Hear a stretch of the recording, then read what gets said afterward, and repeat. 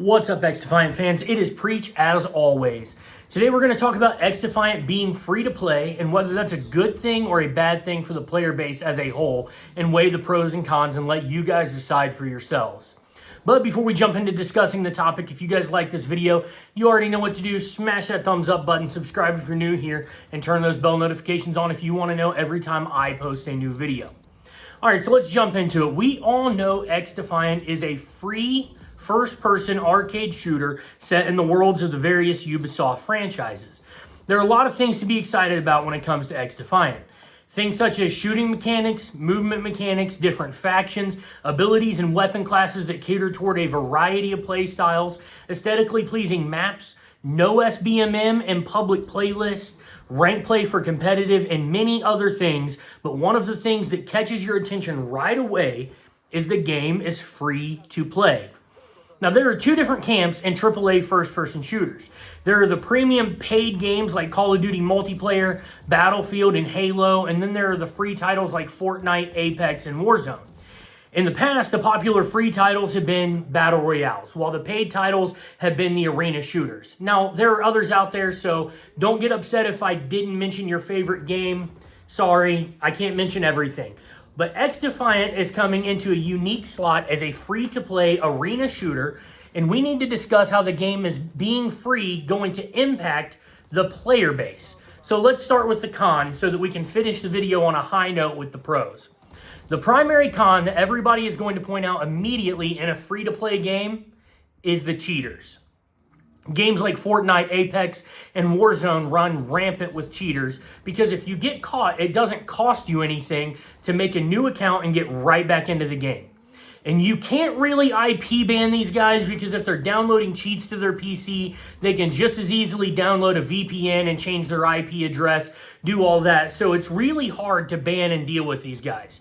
And I would say this is the primary number one concern of a free-to-play game. How do we stop the cheaters? So hopefully Ubisoft has a good anti-cheat that can catch and stop players as soon as possible so that lobbies do not get plagued with players breaking the game for an advantage.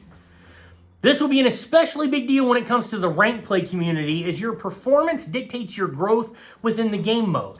If you're grinding to do as well as you can and you get beat by somebody who's just cheating the system, that's an injustice to the regular player. The other potentially big con to free-to-play is the battle pass or loot systems that can be integrated within the game to generate revenue for the game development studios. Now, there is no money to be made from the sale of the game itself, but it costs money to make and operate a multiplayer video game, and the studio has to make their money somewhere. If this money comes from the sale of cosmetic packs, that's a win-win. It allows them to gain revenue while allowing us to purchase things that make the game more aesthetically pleasing for our own eyes.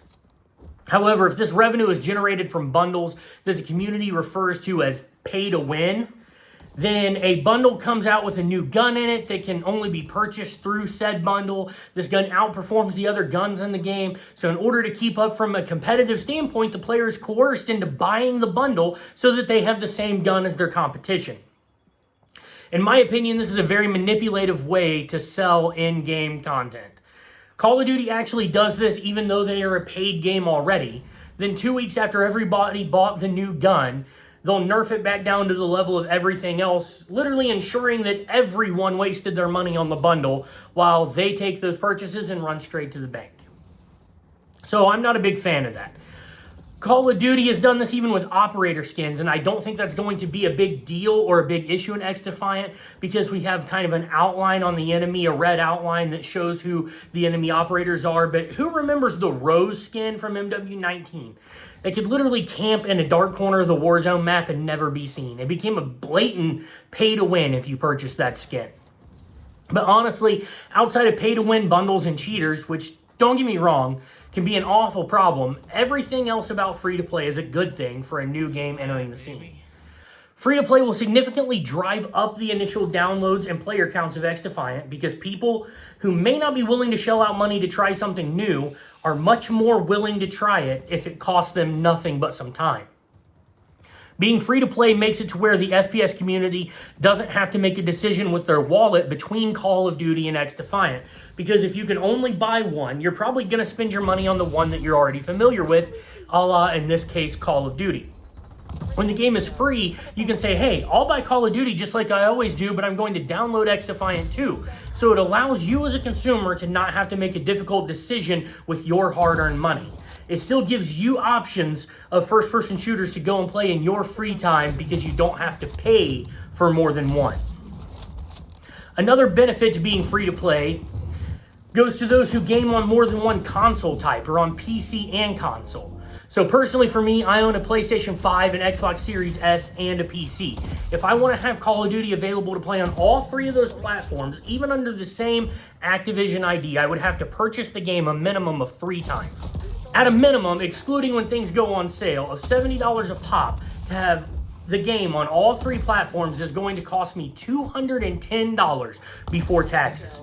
To have XDefiant available on all 3 platforms is going to cost me approximately $0 before, during, and after taxes. If you're short on money the week XDefiant drops, no worries, you can still download and play the game. If you decide to sell your PS5 and get an Xbox instead, you can download the game again without having to buy it. If you decide you're done with console and want to move over to PC, you can download the game again and not spend a penny. As long as you have a modern console or PC and internet access, you can make a Ubisoft account and jump into XDefiant.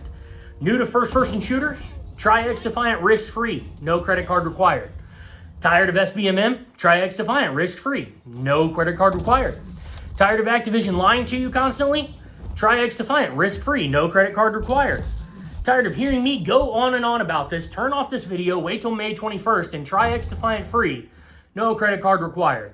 Hopefully you guys enjoyed this video. If you did, you already know what to do. Smash that thumbs up button. Subscribe if you're new here and turn those bell notifications on if you want to know every time I post a new video. And I'll catch you guys in the next one. Preach out.